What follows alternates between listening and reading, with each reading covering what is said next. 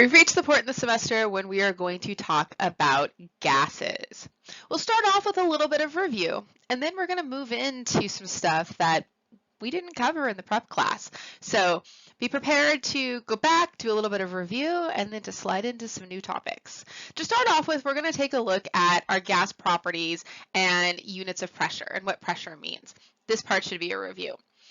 So think, before we switch slides here, when I say gas or gases, think back to your prep class and, what are the first things that come to mind when I say gas? All right, well, not a whole lot came to your mind. That's okay. Let's compare gases to liquids to solids. All right, when I'm looking at these three main phases of matter, our solids, they're super compact, they're all next to each other, they have a definite volume, a definite shape. Liquid, things are still fairly close together, but now instead of being rigid, they're all moving around each other. Okay? We have a definite volume, but no definite shape. Okay? Here I have an Apple Pencil. Doesn't matter where I put this Apple Pencil, same volume, same shape. But in this glass, I have some water. If I were to pour this water into another vessel, the volume would stay the same, but the shape would change. It would take on the shape of whatever container I put it in. And then we come to our gases. Our gases are super spread apart. There's no definite volume, there's no definite shape, because our gases expand to fill the containers that they're in. When we think about pressure, all right, if I were to put my pencil into a container, it's going to just push down on whatever the bottom of that container is. Okay, my water, it's going to push on the sides of the container and the bottom of the container. And then my gas will expand to put pressure on all sides of whatever container it's in. Okay, and so we've got some properties of our gases. Our gases are going to form homogeneous mixtures. We're going to mix uniformly. We're not going to separate into layers. Our gases are compressible. We can squish them together because, again, they're super spread apart. So most of the space between gas particles is empty, and so we can push them together. Gases have low densities. So iron is a solid. Water is a liquid. Those densities make sense in our grams per mil. Because gases have such low densities, we're going to use grams per liter. Okay, because if I look at air, the density of air is 0.0013 grams per mil. That's a really tiny number. Our brains do better with numbers that are easier to digest. And so if we, switch to grams per liter instead of grams per mil, the numbers are a little less tiny. But then you think, instead of filling a tiny space, we're filling a bigger space. Okay, again, gases expand to fill the containers, and our gases exert a pressure.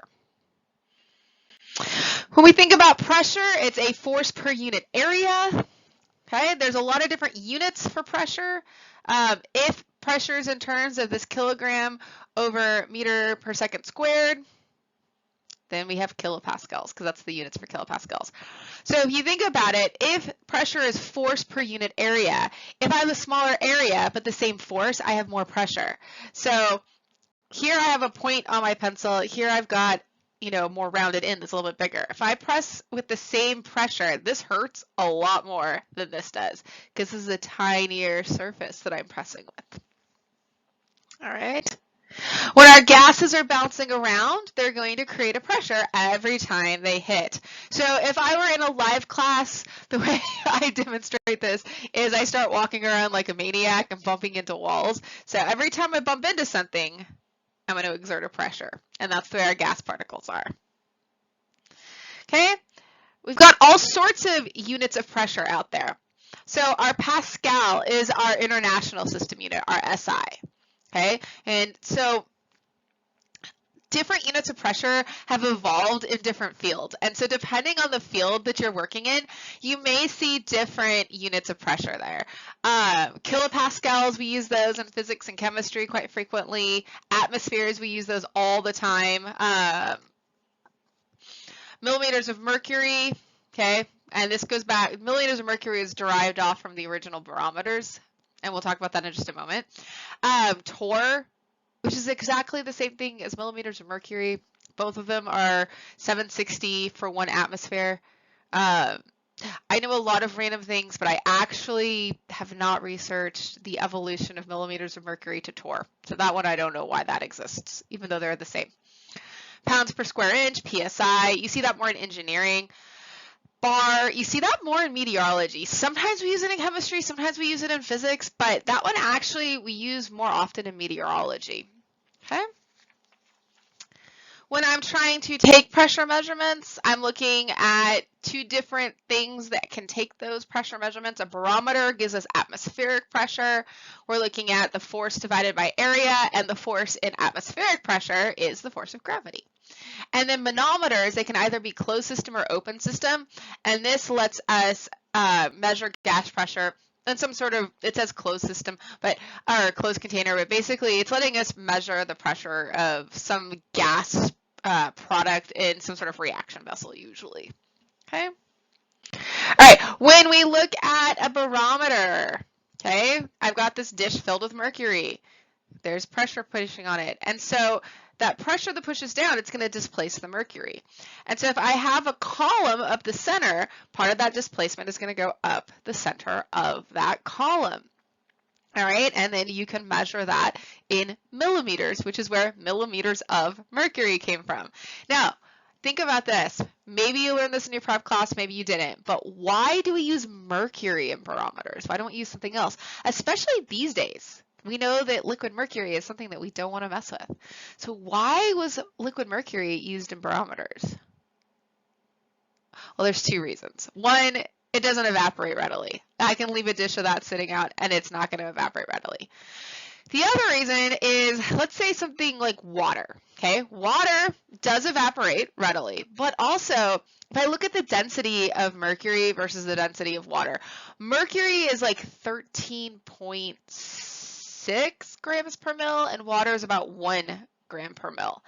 And so evaporation notwithstanding, that difference in density is huge, and it actually would make a difference in the size of the column that we would need. In order to get atmospheric pressure off of a water column, we would need a column about 34 feet tall. You'd have to get on a ladder to read it, and it wouldn't even fit inside most, laboratory settings. So that's why mercury was originally used in barometers.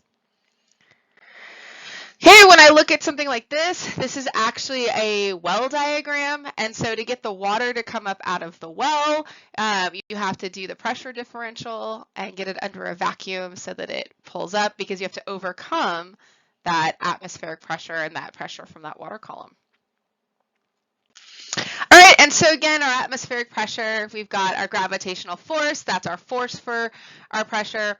And 1 atmosphere is equal to all these different things here. Kilopascals, millimeters of mercury, torr, PSI, bar, and then sometimes you could use inches of mercury.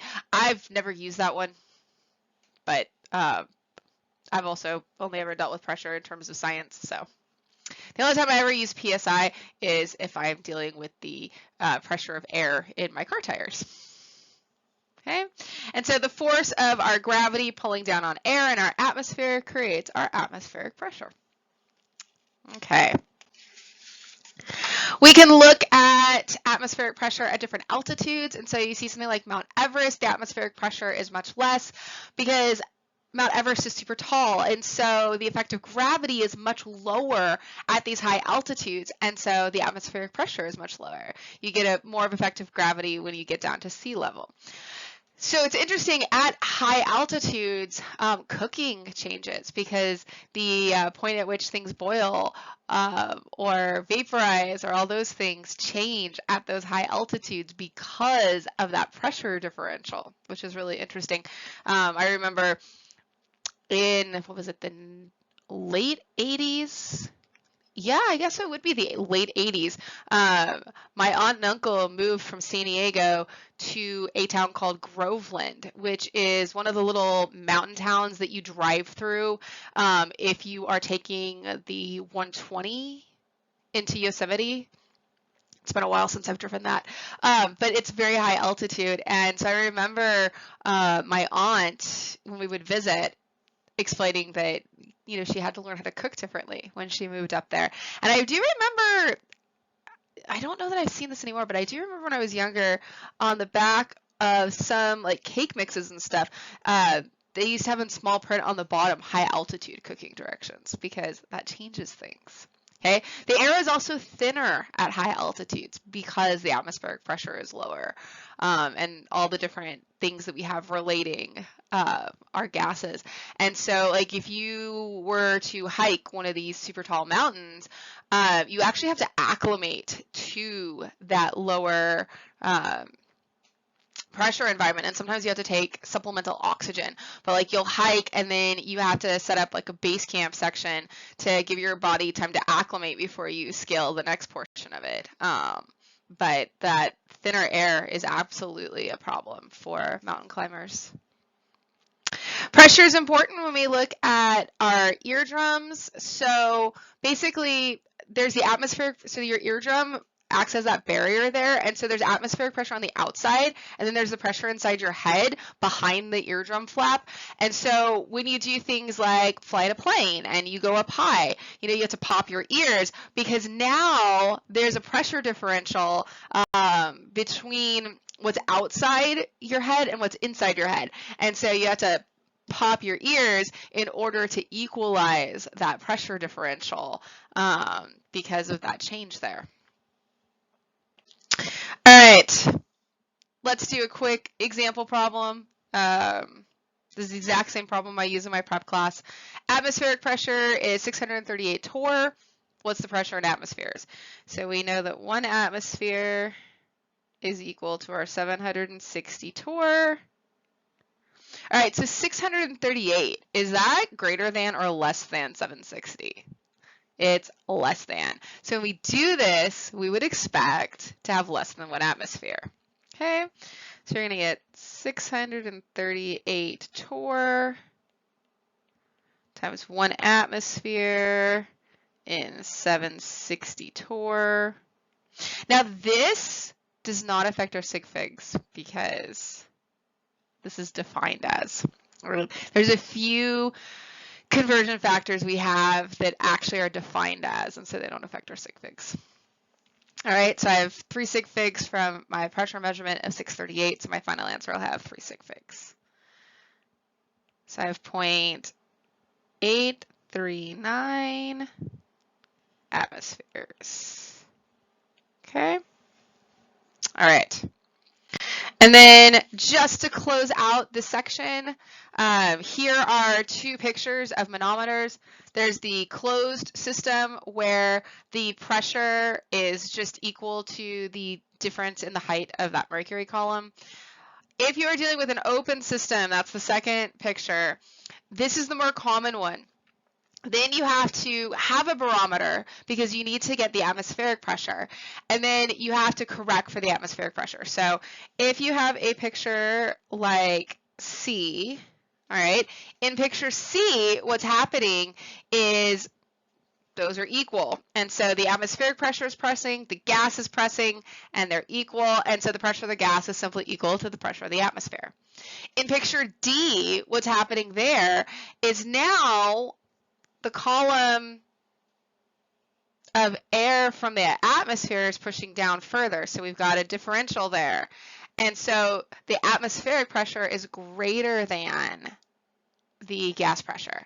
And so in order to get the gas pressure, you take the atmospheric pressure and you subtract the height of that column. The other way around, where it's pushed up toward the open end, now the gas pressure is greater than that atmospheric pressure, and so to correct for that, you're going to take your atmospheric pressure and add to it the size of that column. Okay, and so that's the more common one because it's easier to set up an open system than a closed system. All right, so that is a look at our gas properties and our pressure.